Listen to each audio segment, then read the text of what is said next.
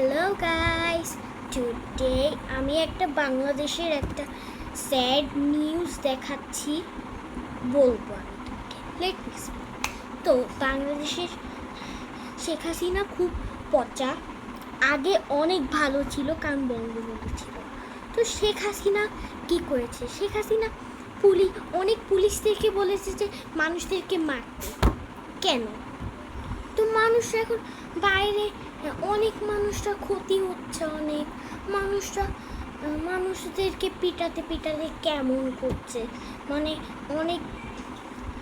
অনেকজন মানুষরাও তো মারা যেতে পারে।